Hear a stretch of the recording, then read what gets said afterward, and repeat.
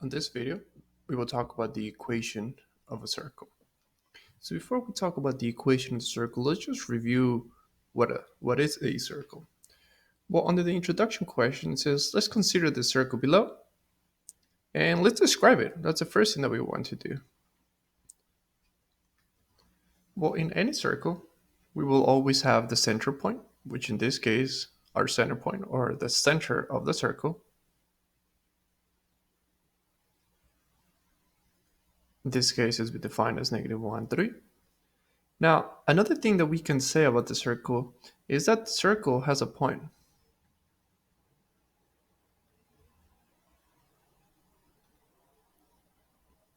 At the location of -5, 6. And with this said, we can always think about a circle as a collection of points. So notice that the circle, it's just a lot of points which are connected together.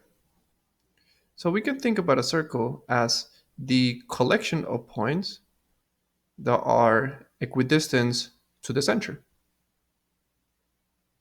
And the distance that those points share in common is what we call the radius of the circle.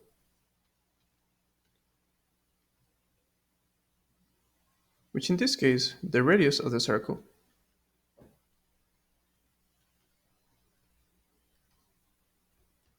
seems to be 5 units.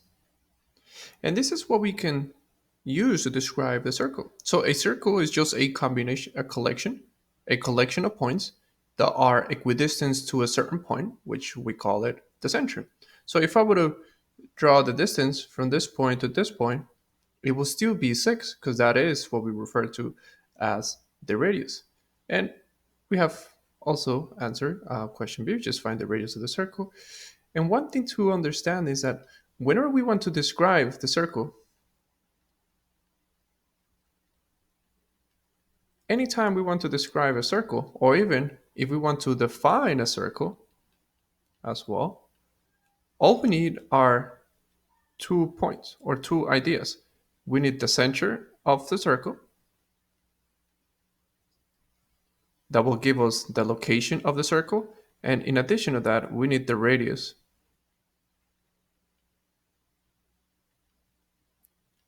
of the circle because that will give us how big or how small the circle is. So just recall,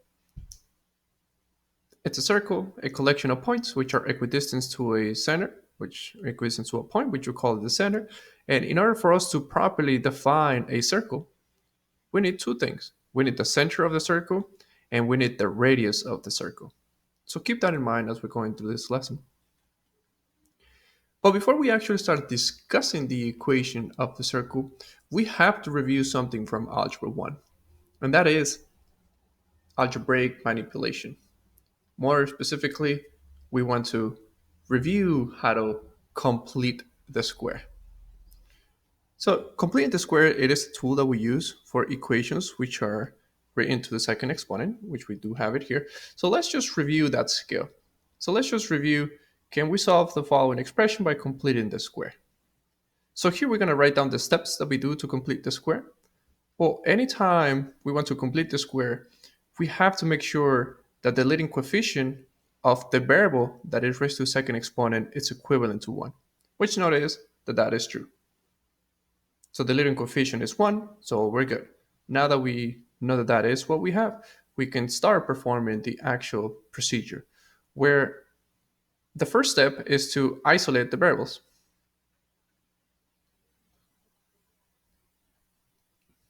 And what do I mean by this? Well, to properly isolate the variables, notice that we have 3 terms. This one has a variable, so we're not going to do anything to it. This second term has a variable, we're not going to do anything to it. But the third term doesn't have a variable, so we're going to isolate. In other words, that term that does not have a variable on it, we're just going to push it to the other side. So that's what we mean by isolate the variables. So notice that all the variables are on the left and all the coefficients are on the right. So that will always be our first step. Now for our second step, we want to locate what we refer to as the v value, which in this case, the v value It's going to be the value that is always in front of the x, or always in front of the variable that is just raised to the first exponent. And now that we have isolated that b value, what we're going to do to that b value, we're going to perform the following operation. We're going to divide it by 2, which in this case, we're going to add 6 divided by 2, which is just going to be 3. And now, once that we have divided by variable by 2, now what we want to do is actually raise that variable to the second exponent, which in this case is going to be 9. And notice that this, we're going to do it separately from the actual equation. So all we did, we located b, we divided by 2, and whatever the result was, we raised it to the second exponent, which in this case, it is 9. So this is what we mean by that. Now that we know that we have a value of 9, what we're going to do to that value is going to be our step number 3. So we're going to add the result from our second step to the left and to the right of the equation. So notice that from step number 2, we got a value of 9. So what are we going to do with that value? We're going to come back to our problem, and now we're going to be adding the result, which in this case it is 9, on the left, and 9 on the right. So notice that it is essentially the same equation. The only difference is that I'm adding that 9 to the left and the right. And now notice what we have here. If we simplify this, we have x squared plus 6x plus 9 equals, this is just 1. And now for our next step, we're going to factor the expressions. I'm writing expressions because sometimes we're going to have more than one factor, but in this case we only have one. So let me just move this to the side because we're not going to talk about b. We're just going to concentrate on a right now. So notice that at the left hand side, we can factor this out, because now we want to think about two numbers that if I multiply them gets me 9, and if I add them up gets me 3. But notice that that is x plus 3 and x plus 3, because notice that if we distribute this, we're going to get the original. But now notice that the left hand side, we have the same expression written twice. So therefore, we can just simplify this as just x plus 3 all to the second equals to 9. And at this point, this is what we refer to as completing the square. All we did, we got our original expression, and we just wrote it as an expression all raised to the second exponent. And this is what we mean by completing the square. So if the problem states just complete the square, so this is what we do. This is completing the square. But at least in this example, we want to go a little bit further. That's why let's just actually solve for it. So now that we have it here, if we want to solve this expression, notice that here we have a second exponent. So we need to cancel this out. And now we have x plus 3 equals plus or minus the square root of 1, which is just 1. And at this point, we might have two solutions. X plus 3 equals to positive 1, and x plus 3 equals to negative 1. And at this point, we want to solve for it. So that gives me negative 2. We want to solve for it. And that gives me negative 4.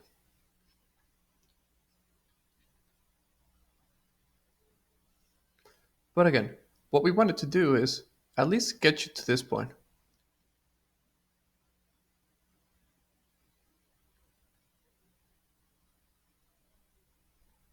To complete the square. And to properly complete the square, we just got to repeat this process as many times as it's needed, depending on how many variables you do have in an equation. So recall that this was just the idea of completing the square. Now let's actually start talking about the equation of the circle, which is the main idea for this lesson. Now, now we can start discussing the equation of the circle. So here we have a circle. And let's consider the circle to the right.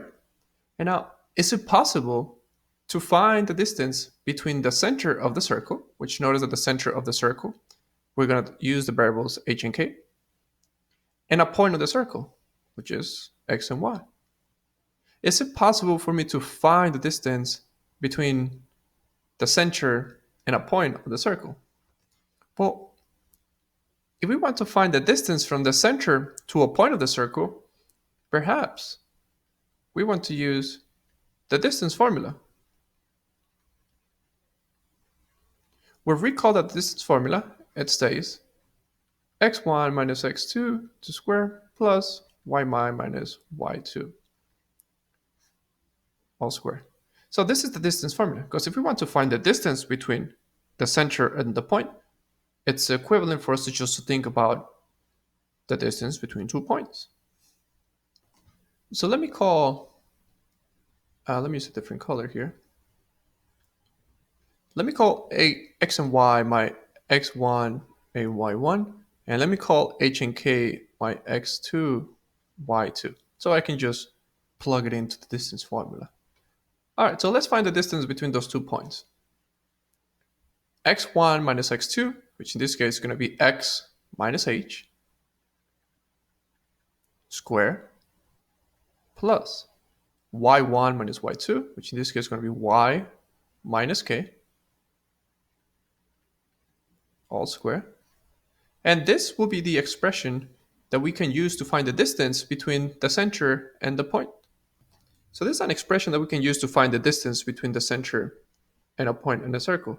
But now, let's stop for a second and let's see what we actually have found. Because it's saying the distance from this point to this point, notice that this is all nothing but then just the radius of the circle. So now I can just come up and rewrite the equation as follows. So instead of thinking about the distance between those 2 points, I can just say, well, that's just the radius.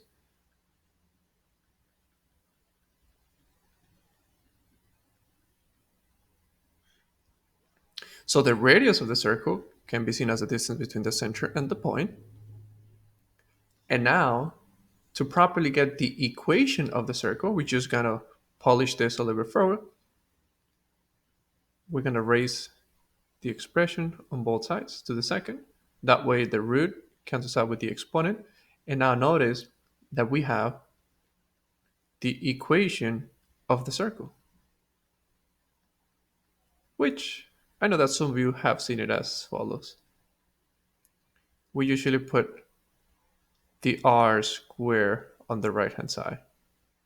And notice that this equation, which is the equation of the circle,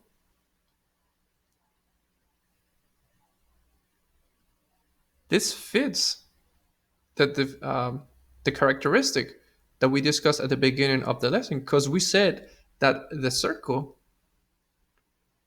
it's a collection of points that are equidistant to the center.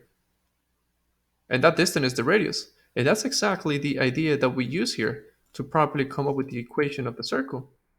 So look, what's the distance? Well, the distance is equivalent to this. Let me call the radius. And I notice that this equation follows that format. This equation, it is a collection of points, which is x and y, that are equidistant, r, to the center, x and k. And at least in our equation, h and k will always be the center of the circle.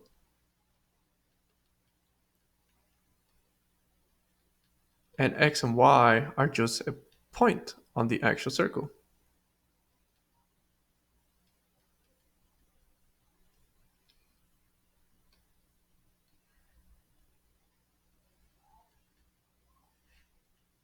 So don't forget about this equation.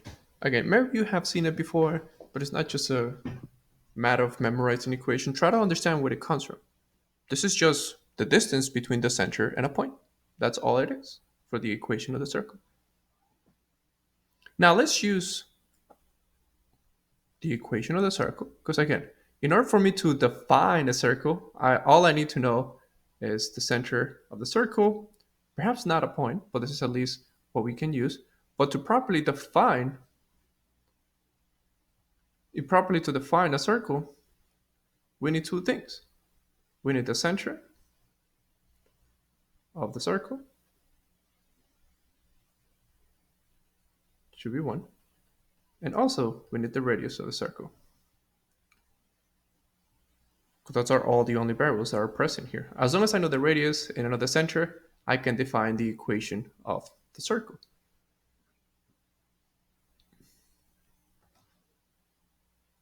Well, remember that the circle is being defined as x minus h squared, y minus k squared equals the radius squared. Can we write down the standard form of this given circles? Well, again, the only thing that we need is the center and the radius. So let's see if we can get that information from this figure. Well, in this case, the center seems to be 0, 0. And the radius seems to be 3 units. So therefore, the equation of this circle can be seen as x minus h, but h is the x coordinate of my center, which in this case is 0, square, plus y minus k, but k is the y coordinate of my center, which in this case is 0 as well, equals the radius squared. But I know that the radius is 3, so this just becomes 3 squared. So this can be used to define the equation of the circle. And you can use that idea to define the equation for the following examples.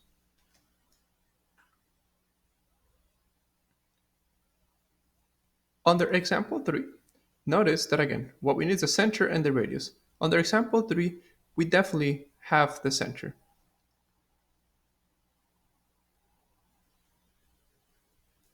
But we don't have the radius of the circle.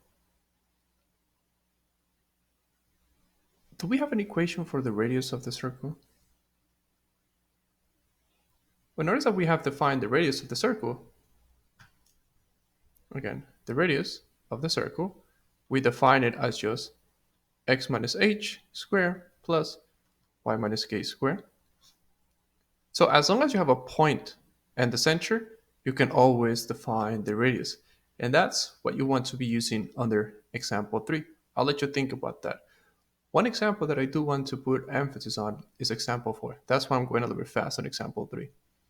Under example 4, now notice that it looks a little bit complicated now because we want to define the equation of the circle. But now notice that we don't have the radius and we don't have the center. All we know is that this equation follows, or this equation defines a circle. So how can we define the equation of the circle once it's written in this form? Well, one thing to notice is that here we're talking about two different variables. Here we have x's and here we have y's. So if we want to define the equation of the circle, the first thing that we want to do is let's organize. Let's put the x's first. So I'm going to rewrite my equation. So x squared, and I'm just going to put 8x now. Y squared, 4y minus 16 equals 0. So all I did, I just reorganized the equation. So I just put all the x's first, then the y's, and then the coefficient. Now, what we want to do is we want to manipulate the equation so it looks like the equation of the circle. But notice that the equations of the circle, they're all to the second exponent. So notice that the x is written to the second exponent in a parenthesis. The y is written to the second exponent in a parenthesis. And this seems to be the result of completing the square. So what we want to do in this equation is we want to complete the square. But here, since we have two variables, we want to complete the square for each variable. So we're going to do the same process as we studied previously. The first step that we want to do is we want to isolate the variables. So even though you have x's and y's, they're still variables. So let's start by isolating the variables. So in order to isolate the variables, I need to add 16 to this. Notice x squared, 8x, y squared for y equals 16. So the first step is always to isolate the variables. Now we want to complete the square, but we want to complete the square twice, one for x and one for y. So let's start with x. Again, our second step is to identify the b, which in this case, at least for x, my b is negative 8. And again, according to our steps, we want to get this value and we want to divide it by 2, which is negative 4. And this result is what we're going to raise to a second exponent, which comes down to 16. So this is the value that we're going to be using to complete the square on x. Now we want to redo the same process, but now we want to do it for y. Again, just for y, I'm going to identify the b for y, which in this case happens to be 4. And again, the b is just the value that is in front of the variable to the first exponent. Okay? So now that I know what my b is, I'm going to get my b, same step, always the same. Divided by 2, which in this case happens to be 2. And this result, we always raise it to the second exponent, which is just going to be 4. And just like we did on our previous example, now that we know those values, our next step is to add them up to the equation to both sides. So let's do that. X squared minus 8x, and then I'm going to add the 16 that came from the x. So let's do that. So plus the 16 that came from the x. And I'm going to do the same for the y's. So y squared for y plus the result, which is 4.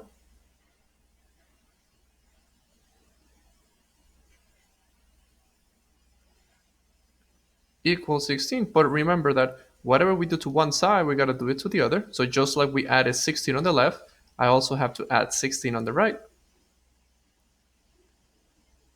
And also have to add 4 to the right. Because now that all we did, we haven't changed the equation. Because by adding 16 on the left and adding 16 on the right, they cancel out. So we have not really added anything to it. And the same goes for 4. But now notice that if I take a look at my first 3 terms, which are all in terms of x's, notice that this is factorable. Notice that now the expression x squared minus 8x plus 16, we can factor this out as just x minus 4 squared, or x minus 4 times x minus 4. We're looking for two numbers. Notice that negative 4 times negative 4, that's 16, and negative 4 plus negative 4, that's 8. And this expression is just equivalent to x minus 4 squared. So therefore, I can come back to this equation, and instead of writing x squared minus 8x plus 16, I can just write it out as x minus 4 squared.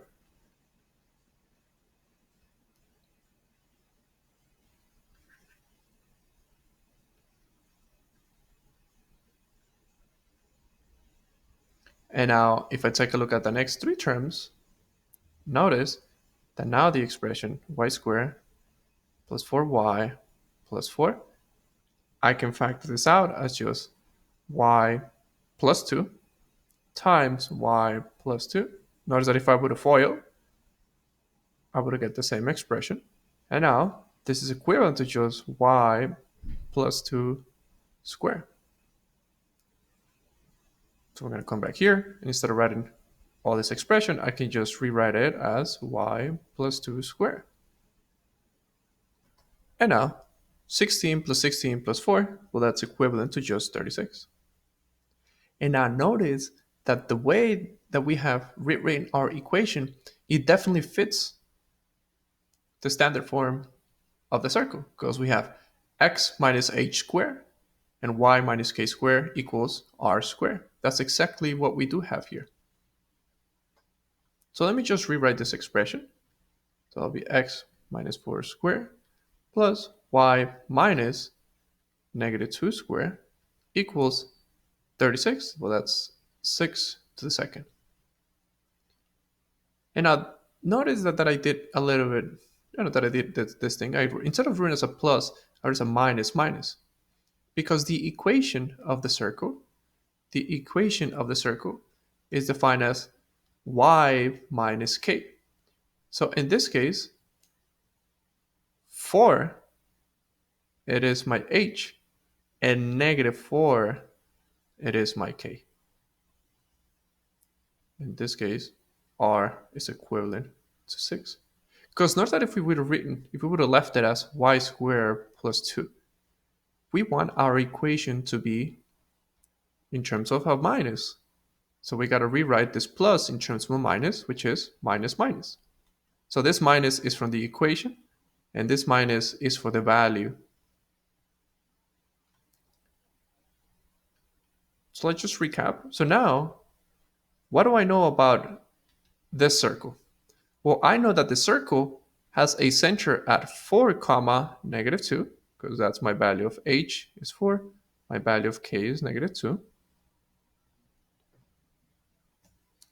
And also, in addition, I know that the value of my radius is equivalent to just 6. I know the center, I know the radius. We can definitely define the circle now. So let's do that. Center at 4, negative 2. So 1, 2, 3, 4, negative 2, which is about here. That's the center of my circle. And I know that my radius is 6. So if I go 1, 2, 3, 4, 5, 6 units to the left, I should be getting a point in the circle. If I go 1, 2, 3, 4, 5, 6 units down, I should get a circle, point on the circle. 1, 2, 3, 4, 5, 6. I should get a point in the circle.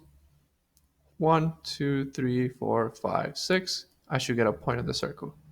So now, if I connect all these points right here, excuse my circle,